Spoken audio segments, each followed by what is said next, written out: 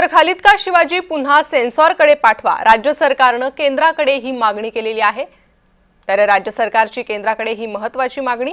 हा चित्रपट वादाच्या भोवऱ्यात अडकलेला आहे आणि त्यानंतर आता ही मागणी होऊ लागली आहे। खालिद का शिवाजी पुन्हा सेन्सॉरकडे पाठवा अशी मागणी समोर येते। अनेक हिंदुत्ववादी संघटनांनी या चित्रपटाला विरोध केला होता आणि इतिहासाचं विद्रुपीकरण या चित्रपटात करण्यात आलेलं आहे असा आरोप देखील केला होता।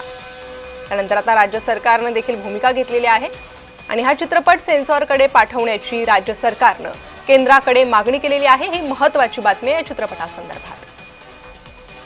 तर खालिद का शिवाजी पुन्हा सेन्सॉरकडे पाठवा, राज्य सरकारची केंद्राकडे ही मागणी। आणि या संदर्भात आमच्यासोबत चंद्रकांत शिंदे यांनी संपर्क साधलेला आहे। ते काय म्हणाले पाहूयात।